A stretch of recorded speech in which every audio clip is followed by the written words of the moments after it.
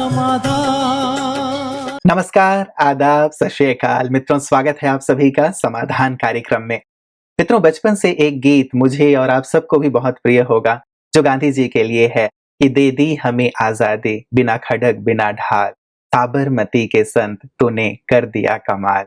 सचमुच बिना किसी हथियार के ही उन्होंने हमें आजादी दिला दी और ये बहुत बड़ी उपलब्धि थी सारे संसार के लिए भी कि क्या बिना खून खराबे के भी कोई देश आजाद हो सकता है। आज 2 अक्टूबर है मित्रों, महात्मा गांधी जी जो हमारे राष्ट्रपिता हैं, उनकी जन्म तिथि है और इस दिन हम उन्हें बहुत याद करते हैं, बहुत ही आदर से, बहुत ही सम्मान से। न केवल याद करते हैं बल्कि उन्होंने जो मूल्य दिए हमें कि जीवन को कैसे जीना है, उसे भी हम याद करते हैं और अपने जीवन में अपनाने की कोशिश करते हैं। हम सबकी ये कोशिश अवश्य होनी चाहिए मित्रों, क्योंकि जो एक अहिंसा की बात उन्होंने सिखाई है और हम सबके लिए बड़े गर्व की बात है कि 2007 में यूनाइटेड नेशंस ने 2 अक्टूबर को प्रतिवर्ष अंतर्राष्ट्रीय अहिंसा दिवस के रूप में मनाया जाना घोषित किया है। सचमुच हम सब भारतवासियों के लिए बहुत ही गर्व का विषय है और आज इस विषय पे चिंतन की भी आवश्यकता है कि कैसे हम अहिंसा को अपने जीवन में अपनाएं, क्योंकि राष्ट्रपिता ने इस चीज पर बहुत जोर दिया और जिस आधार पे उन्होंने आजादी दिलाई, क्यों ना उसे भी हम अपने जीवन में अपनाएं। लेकिन शायद इसकी चर्चा बहुत कम है, इसीलिए आज हम समाधान में इसकी चर्चा विशेष करके भ्राता जी के साथ करेंगे कि अंतर्राष्ट्रीय अहिंसा दिवस तो हम मना रहे हैं, लेकिन इस अहिंसा को किस रूप में अपने जीवन में हम लाएं, कैसे इसे साकार करें, कैसे प्रैक्टिकली समाज में भी अहिंसा का वातावरण हो सकता है। क्योंकि गांधी जी ने कहा था कि संसार की जो सबसे खतरनाक हथियार है, उस हथियार से भी ज्यादा महत्वपूर्ण है, ज्यादा इंपॉर्टेंट है अहिंसा, और अहिंसा के आधार पे बड़े से बड़े हथियार को भी फेल किया जा सकता है। तो क्या है ये अहिंसा, कैसे इसे अपने जीवन में लाएं, आइए इसी पे आज के समाधान को केंद्रित रखते हैं। पहले अभिनंदन करते हैं आदरणीय भ्राता जी का। भ्राता जी बहुत बहुत स्वागत है। शुक्रिया। हम सभी भारतवासियों के लिए बड़े ही गौरव का दिवस है भ्राता जी। भारत की बहुत सारी जो दृढ़ मान्यताएं हैं उनको सारा संसार स्वीकार कर रहा है, जैसे पीछे योग को किया था। जी। सचमुच महात्मा गांधी के पास ये 2 बहुत बड़े हथियार थे, सत्य और अहिंसा। और तीसरा बहुत बड़ा बल था जिसे हम ढाल कह सकते हैं, ब्रह्मचर्य। श्रीमद् भगवत गीता को उन्होंने आधार बनाया था और इन बड़े बड़े हथियारों के द्वारा जिनमें बहुत बल है, जैसा आप कह रहे थे कि किसी भी घातक हथियार को भी जो निष्फल कर देते हैं, क्योंकि ऐसी बहुत सारी कहानियां पढ़ी हैं कि तलवार लेकर मारने के लिए डाकू या कोई हिंसक व्यक्ति खड़ा है और दूसरा व्यक्ति बहुत सहनशील है, उसके चेहरे पर मुस्कान है, जैसे उसने उस पर दृष्टि डाली है और उसकी तलवार नीचे हो गई है। तो सचमुच बहुत बड़ा हथियार है और यदि इसको घर घर में हर मनुष्य अपना ले तो संसार की अनेक समस्याएं सहज ही समाप्त हो सकती हैं। सच तो यही है कि इस हिंसा का आजकल बड़ा सूक्ष्म रूप भी हो गया है, मोटा भी है, मोटा भी बहुत ज्यादा हो गया है, लेकिन सूक्ष्म रूप भी बहुत ज्यादा हो गया है। चलो, मोटा स्वरूप हर व्यक्ति के हाथ में नहीं है उसको रोकना, उसके लिए सरकारें काम करती हैं, हमारी सेनाएं काम करती हैं, और जो इसका सूक्ष्म रूप है उसको समाप्त कर देना वो तो हर एक के हाथ में है, उस पर सभी को ध्यान देना चाहिए। जी। भ्राता जी, पहले मोटे तौर से यदि अंदर की ओर चलें तो मैंने यदि इतिहास की ओर एक नजर डाला तो पाया कि बड़े बड़े जो युद्ध हुए हैं उन युद्धों में सीधे सीधे तौर पे खून खराबा देखा गया है और 20वीं सदी को तो इवन खूनी सदी कह दिया गया, क्योंकि पिछली 5 सदियों में जितना खून खराबा नहीं हुआ था उससे 3 गुना ज्यादा इतिहासकार कहते हैं कि 20वीं सदी में हो गया। और खास करके ये द्वितीय विश्व युद्ध के बाद भी भ्राता जी जो युद्ध हुए उनमें लगभग 5 करोड़ लोग मारे गए और करोड़ों लोग बेघर हो गए। तो ये जो बाहरी हिंसा है या वैश्विक हिंसा है, इन सब हिंसाओं को भी क्या आध्यात्म के द्वारा रोका जा सकता है? देखिए, रुकेगी तो आध्यात्म के द्वारा ही, क्योंकि ये देशों के बीच होती हैं हिंसाएं और बहुत सारे देश एग्रेसिव रहते हैं, छोटी छोटी बात पर दूसरों से लड़ाई करने को तैयार रहते हैं, मरने मारने को तैयार रहते हैं, और इस सदी में तो बॉम्ब्स बन गए हैं जो बड़े घातक हैं। यदि उनका प्रयोग होता है तो शायद मानवता ही नष्ट न हो जाए। और देखिए, कोई भी चीज बनती है तो यूज तो उसका कहीं ना कहीं होता ही है। लोग धमकी दे रहे हैं तो कोई भी ऐसा क्रोधी व्यक्ति, ऐसा हिंसक वृत्ति वाला व्यक्ति सत्ता में आ जाए और वो इनका प्रयोग करने लगे, तो बहुत ही बुरी दुर्दशा वाली स्थिति मनुष्य की हो जाएगी। तो इसका हल केवल अध्यात्म है, जो पहले मनुष्य के चित्त को शांत करता है। क्योंकि उन हथियारों से भी बड़ा हथियार तो अंदर है ना, जब मनुष्य को क्रोध आएगा और वो उन्हें छोड़ने का आदेश देगा। तो अध्यात्म मनुष्य के चित्त को शांत करता है, उसे धैर्य देता है, उसमें जो उतावलापन होता है उसको समाप्त कराता है। और अध्यात्म एक ऐसे वाइब्रेशंस भी चारों ओर फैलाता है जो ऑटोमेटिक फैलते हैं राजयोग के अभ्यास से, जिससे संसार में शांति का माहौल बनता है, सबके दिल में प्रेम की भावना जागृत होती है और स्वार्थ जो कहीं ना कहीं इन सब चीजों का कारण है वो नष्ट होने लगता है।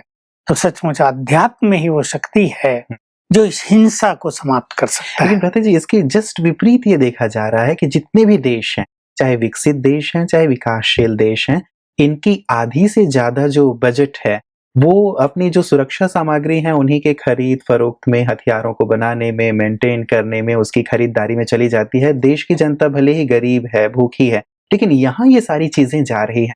तो ये प्रकाश कब मिलेगा? ये हिंसा वाली जो स्थिति है, मानसिकता है, असुरक्षा की स्थिति है, वो कैसे दूर होगी? बिल्कुल यही हो रहा। कुछ देश हमारे आसपास ही ऐसे हैं जिनके पास बहुत गरीबी है जी, जहाँ सचमुच हर चीज का अभाव देखने में आता है, लेकिन रक्षा बजट बहुत ज्यादा, लोगों से वो लोन भी लेते हैं। इसलिए एक भय भी है और एक अपने को ऊपर दिखाने की, पावरफुल दिखाने की एक अभिलाषा भी अंदर में है जी। तो सचमुच हम विचार कर लें, अगर संसार में ये खर्च न हो तो कितना सुंदर हो जाए स्वरूप, सब कितने सुखी हो जाएं। जी। इतना बड़ा खर्च, इतना बड़ा धन मनुष्य के सुखों के लिए उपयोग होने लगे जी, जी। तो बस कमाल हो जाए। इस धरा पर सुख शांति की स्वरिता बहने लगे, बहुत कुछ सुंदर हो जाए। लेकिन ये अब समय आएगा, इसको बदलेगा। अब तो होड़ है, तुम्हारे पास इतना है तो मेरे पास इससे ज्यादा होना चाहिए। भ्राता जी, यदि इतिहास पे एक नजर डालें तो जितने भी युद्ध हुए हैं उनमें से ज्यादातर का जो कारण रहा है वो धर्म रहा है, संप्रदाय रहा है।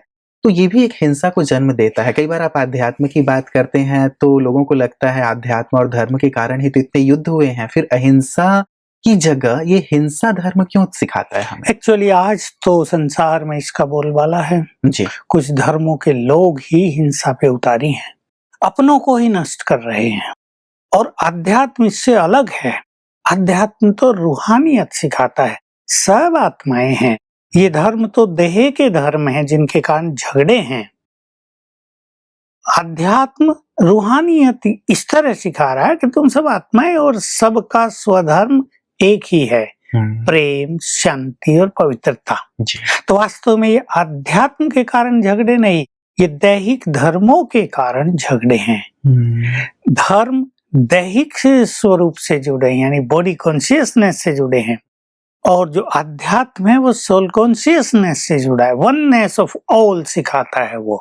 इसलिए यदि धर्म में अध्यात्म का समावेश हो जाए तो झगड़े समाप्त हो जाएं। बिल्कुल बिल्कुल, मतलब धर्म को हमें कि मेरा धर्म बड़ा है, मेरा धर्म बड़ा है, इस होड़ में भी शायद हिंसा पे उतारू हो जाते हैं हम। एक भ्राता जी, यदि धर्म से नीचे थोड़ा आए, परिवार पे आए, तो डोमेस्टिक वायलेंस की भी आजकल बहुत बातें सुनने में आती है, स्त्रियों के साथ हो या बच्चों के साथ हो, यहाँ क्या कहेंगे?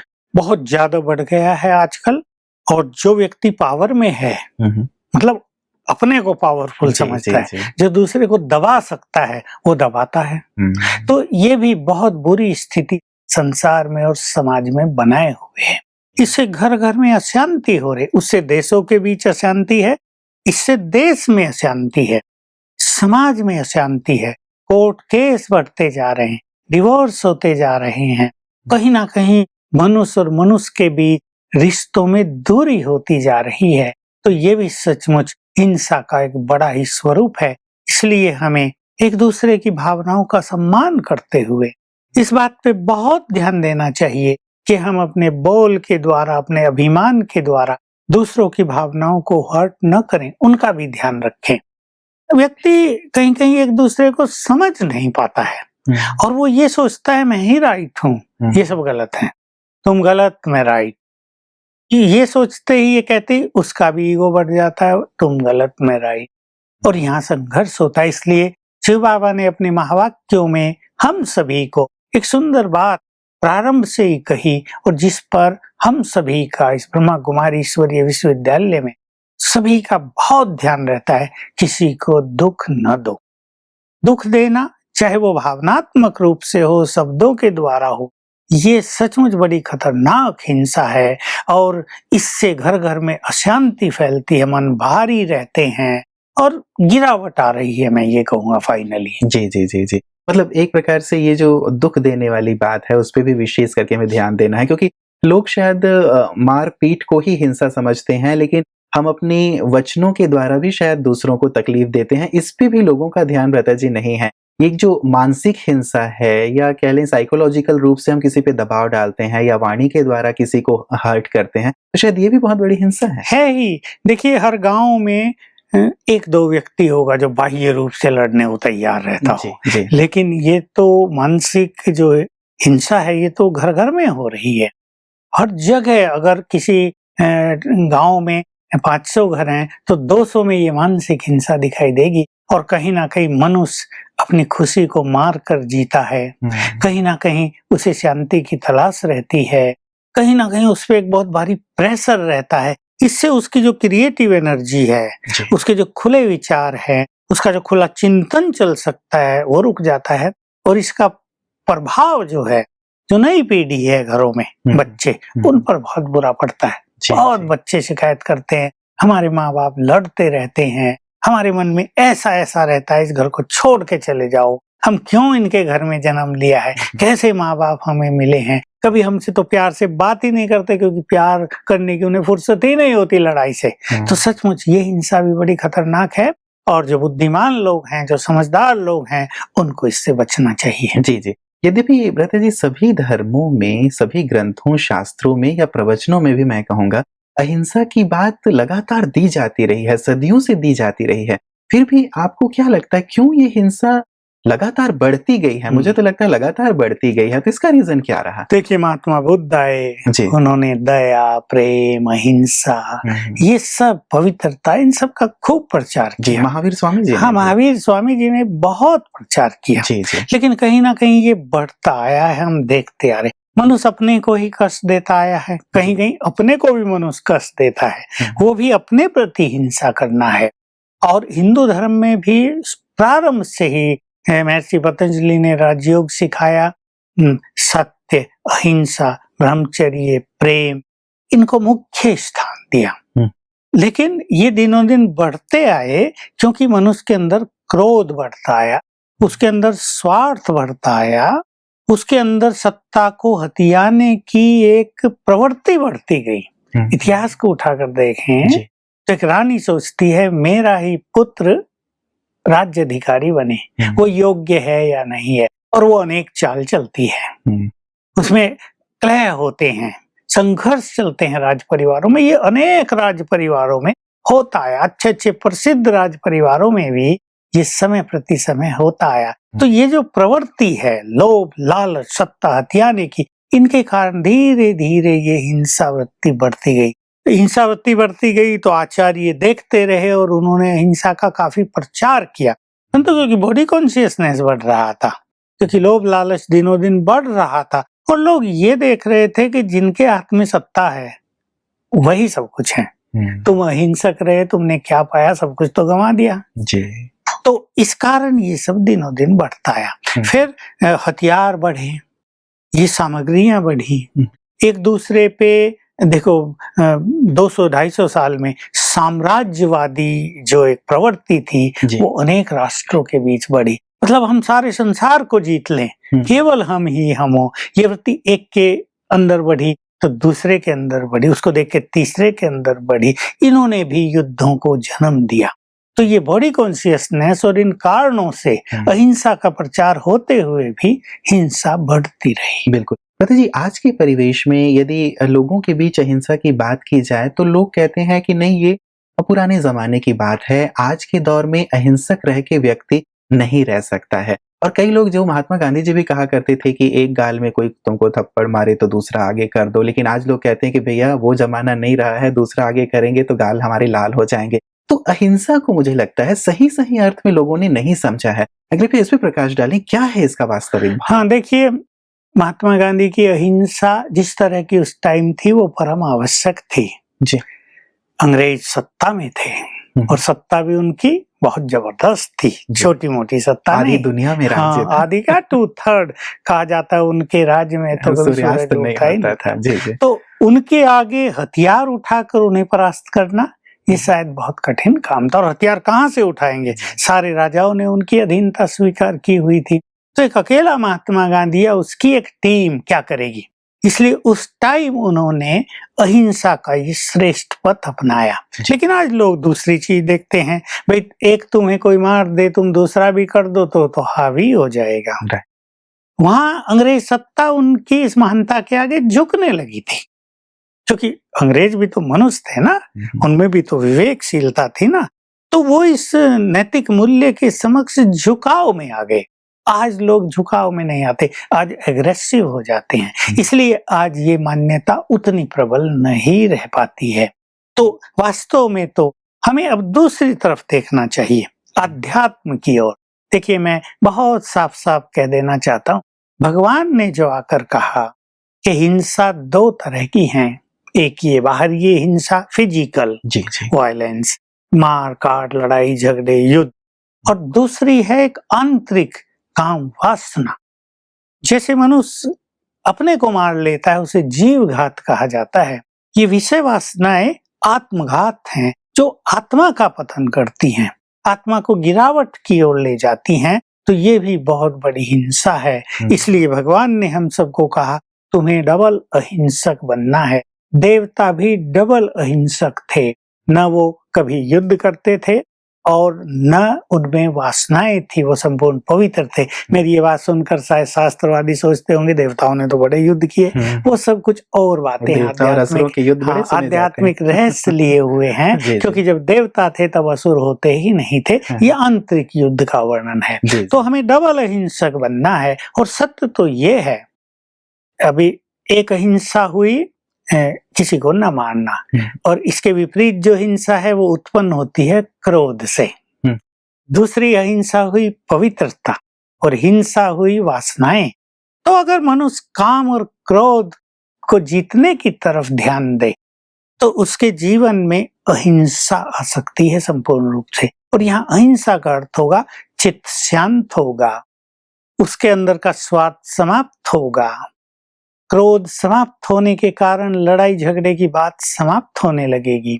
पवित्र जीवन होने के कारण बोल बहुत निर्मल सुखदायी प्रेरक होने लगेंगे और समाज में एक सुंदर व्यवस्था प्रारंभ हो जाएगी।